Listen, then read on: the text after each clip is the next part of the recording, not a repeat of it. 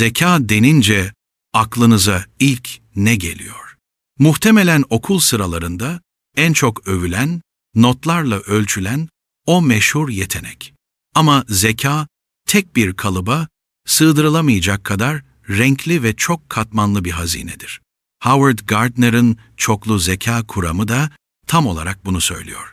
Zekanın tek bir türü yok, tam 8 farklı boyutu var. İşte bu yolculuğumuzda bu 8 zeka türünü tek tek keşfedeceğiz ve belki de bu sırada kendi gizli, süper güçlerinizi ortaya çıkaracaksınız. Hazırsanız, kelimelerin büyülü dünyasıyla başlayalım. Sözel dilsel zeka, dilin tüm inceliklerini kullanma, kelimelerle düşünme ve kendini ifade etme yeteneğidir. Bu zeka türüne sahip insanlar, adeta birer kelime sihirbazıdır. Onlar için kelimeler, sadece iletişim aracı değil, aynı zamanda bir oyun alanı, bir sanat malzemesidir. Yeni bir dil öğrenmek, onlar için çocuk oyuncağı gibidir. Okumayı, yazmayı, hikaye anlatmayı ve dinlemeyi çok severler. Bir fıkrayı ballandıra ballandıra anlatan arkadaşınız, girdiği her tartışmadan galip çıkan o akrabanız ya da okuduğu şiirle sizi bambaşka diyarlara götüren o sanatçı, işte onların hepsi yüksek sözel zekaya sahip bireylerdir. Şairler, yazarlar, avukatlar, politikacılar, gazeteciler ve öğretmenler genellikle bu zeka türünün zirvesindeki meslek gruplarıdır. Eğer siz de kelime oyunlarından, bulmacalardan hoşlanıyor, karmaşık bir konuyu başkalarına kolayca anlatabiliyor ve okumaya doyamıyorsanız, tebrikler, kelimelerin efendisi siz olabilirsiniz. Şimdi de rakamların, mantığın ve neden-sonuç ilişkilerinin soğukkanlı dünyasına dalıyoruz. Mantıksal matematiksel zeka, genellikle akıllı olmakla en çok ilişkilendirilen zeka türüdür. Bu zekaya sahip bireylerin beyni adeta bir süper bilgisayar gibi çalışır. Onlar dünyayı sayılar, yapılar ve mantıksal diziler üzerinden algılarlar. Bir problemin karşısına çıktıklarında paniklemek yerine onu küçük parçalara ayırır, analiz eder ve sistematik bir çözüm yolu bulurlar. Soyut düşünme yetenekleri oldukça gelişmiştir. Satranç oynamak, sudoku çözmek, bir bilgisayar programı yazmak veya karmaşık bir bütçe planı hazırlamak onlar için bir angarya değil, zihinsel bir meydan okumadır. Albert Einstein'ı düşünün. Evrenin sırlarını matematiksel denklemlerle çözmeye çalıştı. Ya da bir dedektifi dağınık ipuçları arasında mantıksal bağlantılar kurarak katili bulur. Bilim insanları, mühendisler, matematikçiler, ekonomistler ve programcılar bu zeka türünün en parlak örnekleridir. Eğer siz de olaylar arasındaki gizli bağlantıları hemen fark ediyor, bir şeylerin nasıl çalıştığını merak edip kurcalıyor ve hayatınızı planlarken listeler ve tablolar yapmaktan keyif alıyorsanız, evrenin gizem avcılarından biri de sizsiniz demektir. Onlar için her sorun çözülmeyi bekleyen bir denklemdir. Ve bu denklemde bilinmeyenleri bulmak en büyük tutkularıdır. Hiç tanımadığınız bir şehirde haritaya sadece bir kez bakıp yolunuzu kolayca bulan insanlara hayran kaldınız mı? Ya da bir mobilyayı kılavuzuna bakmadan sadece parçalara bakarak birleştiren arkadaşlarınıza. İşte karşınızda, zihinlerinde 3 boyutlu dünyalar kurabilen görsel mekansal zeka sahipleri. Bu zeka türü, dünyayı resimler, imgeler ve mekan algısıyla anlama yeteneğidir. Onlar kelimelerle veya sayılarla değil, şekillerle düşünürler. Bir yeri tarif ederken, sağa dön, sonra 100 metre git demek yerine, o kırmızı binanın yanından geçip, büyük heykeli görünce sola döneceksin gibi görsel referanslar kullanırlar. Hayal güçleri inanılmaz derecede canlıdır. Bir ressamın tuvalindeki renk uyumu, bir mimarın zihnindeki bina tasarımı, bir heykeltıraşın taşa verdiği form ya da bir pilotun karmaşık göstergeler arasında uçağı güvenle indirmesi bu zekanın eseridir. Sanatçılar, mimarlar, tasarımcılar, fotoğrafçılar ve hatta satranç ustaları bu zeka türünü yoğun bir şekilde kullanır. Eğer siz de yapboz yapmayı seviyor, karalama yaparken sürekli şekiller çiziyor, Hayal kurarken olayları zihninizde bir film gibi canlandırıyor ve estetik bir gözünüz olduğunu düşünüyorsanız, zihninizdeki harita oldukça detaylı ve işlek demektir. Onlar için dünya, keşfedilmeyi bekleyen dev bir sanat galerisi gibidir. Bazı insanlar düşüncelerini kelimelerle, bazıları resimlerle ifade eder. Bedensel kinestetik zekası yüksek olanlar ise, düşüncelerini ve duygularını hareketle ifade ederler. Onlar, kelimenin tam anlamıyla vücutlarının dilini konuşurlar. Bu zeka türü, vücudu bir bütün olarak veya parçalarını kullanarak bir sorunu çözme, bir ürün ortaya koyma veya bir duyguyu ifade etme yeteneğidir. Onlar için öğrenmenin en iyi yolu yaparak öğrenmektir. Saatlerce bir konuyu dinlemek yerine, o konuyla ilgili bir şeyi elleriyle yapmayı, deneyimlemeyi tercih ederler. Bir dansçının sahnedeki zarafeti, bir sporcunun inanılmaz koordinasyonu, bir cerrahın ameliyattaki hassas el hareketleri veya bir marangozun ahşaba hayat vermesi, bu zekanın en somut örnekleridir. Bu insanlar, bedenlerinin sınırlarını ve potansiyelini çok iyi bilirler. Dokunma duyuları oldukça gelişmiştir ve çevrelerindeki nesnelerle fiziksel bir bağ kurarlar. Sporcular, dansçılar, aktörler, cerrahlar, zanaatkarlar ve tamirciler mesleklerini icra ederken bu zekalarını sonuna kadar kullanırlar. Eğer siz de yerinizde duramayan, konuşurken sürekli el-kol hareketleri yapan, bir şeyi tamir etmekten veya ellerinizle bir şeyler inşa etmekten keyif alan biriyseniz, vücudunuzun bilgeliğine kulak veriyor olabilirsiniz. Onlar için hayat, hareketle anlam kazanan dinamik bir sahnedir.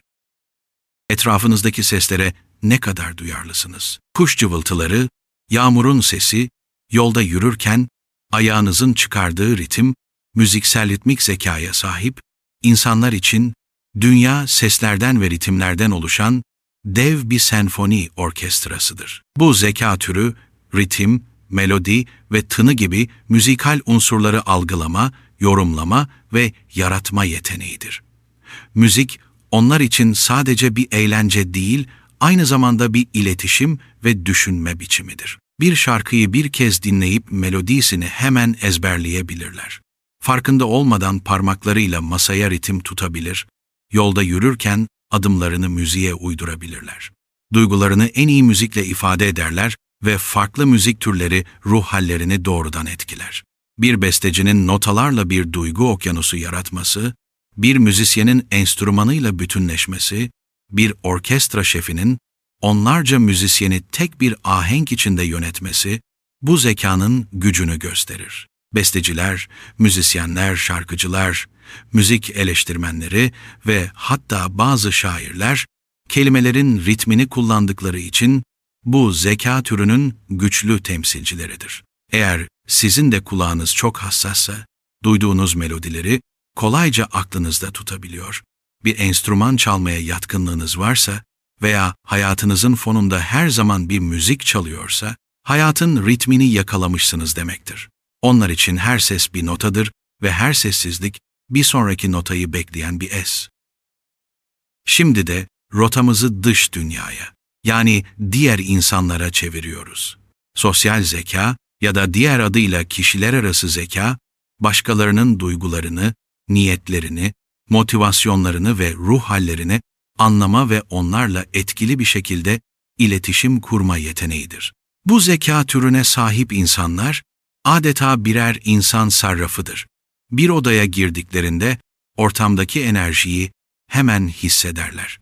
Kimin gergin, kimin mutlu, kimin üzgün olduğunu mimiklerinden, ses tonlarından veya beden dillerinden anında çözebilirler. Empati yetenekleri çok gelişmiştir. Kendilerini kolayca başkasının yerine koyabilirler. Bu yüzden harika birer dinleyici ve akıl hocası olurlar. İnsanları bir araya getirmekte, gruplar içinde uyumu sağlamakta ve çatışmaları çözmekte ustadırlar. Onlar, çevrelerindeki sosyal ağın merkezindeki yapıştırıcı gibidir. Öğretmenler, terapistler, politik liderler, satış danışmanları ve yöneticiler, başarılı olmak için bu zeka türüne fazlasıyla ihtiyaç duyarlar. Bir öğretmenin Her öğrencisinin ihtiyacını ayrı ayrı anlaması veya bir liderin ekibini ortak bir hedef için motive etmesi, yüksek sosyal zekanın bir sonucudur. Eğer siz de grup çalışmalarını seviyor, yeni insanlarla tanışmaktan keyif alıyor, arkadaşlarınız dertlerini anlatmak için hep sizi arıyor ve başkalarının ne hissettiğini kolayca anlayabiliyorsanız, sosyal zekanız oldukça gelişmiş olabilir. Onlar için hayat, insanlarla kurulan anlamlı bağlardan oluşan bir ilişkiler ağıdır. Sosyal zekanın tam tersi istikamete, yani kendi iç dünyamıza doğru bir yolculuğa çıkıyoruz. İçsel zeka ya da öze dönük zeka, kişinin kendi duygularını, düşüncelerini, güçlü ve zayıf yönlerini anlama ve bu bilgiyi hayatını yönlendirmek için kullanma yeteneğidir. Bu zeka türüne sahip insanlar, kendi kişisel evrenlerinin cesur kaşifleridir. Kendilerini tanımak, anlamak ve analiz etmek, onlar için bir ömür boyu süren bir projedir. Neden mutlu olduklarını, neyin onları üzdüğünü, hangi hedeflerin onlar için gerçekten önemli olduğunu derinlemesine düşünürler. Genellikle yalnız kalmaktan ve kendi kendilerine düşünmekten hoşlanırlar. Bu, utangaç oldukları anlamına gelmez. Sadece kendi iç seslerini dinlemek için sessizliğe ihtiyaç duyarlar. Günlük tutmak, meditasyon yapmak veya uzun yürüyüşlere çıkıp hayat üzerine kafa yormak, onların en sevdiği aktivitelerdendir. Filozoflar, psikologlar, yazarlar, din adamları ve kendi hayatlarının farkındalığı yüksek olan tüm bireyler, bu zekanın güçlü örnekleridir. Kendini iyi tanıyan bir yazarın, karakterlerine derinlik katabilmesi veya bir filozofun, insan doğası üzerine evrensel doğrular ortaya koyabilmesi, gelişmiş bir içsel zekanın ürünüdür. Eğer siz de kendi davranışlarınızın ardındaki nedenleri sık sık sorguluyor, kişisel hedefler belirliyor ve bu hedeflere ulaşmak için planlar yapıyor, kendi güçlü ve zayıf yönlerinizin farkındaysanız, kendi evreninizin haritasını başarıyla çiziyorsunuz demektir. Ve geldik 8. ve son zeka türümüze. Doğacı zeka. Bu, Gardner'ın listeye sonradan eklediği, belki de en temel ve en eski zeka türüdür. Doğacı zeka, bitkiler, hayvanlar ve doğal çevredeki diğer unsurları tanıma, sınıflandırma ve anlama yeteneğidir. Atalarımızın hayatta kalmak için hangi bitkinin yenilebilir, hangi hayvanın tehlikeli olduğunu bilmesi gerekiyordu. İşte bu zeka, o hayati bilginin modern dünyadaki yansımasıdır. Doğacı zekası yüksek insanlar, doğal dünyaya karşı derin bir ilgi ve hassasiyet duyarlar. Bir bahçede hangi çiçeğin ne zaman açacağını bilir.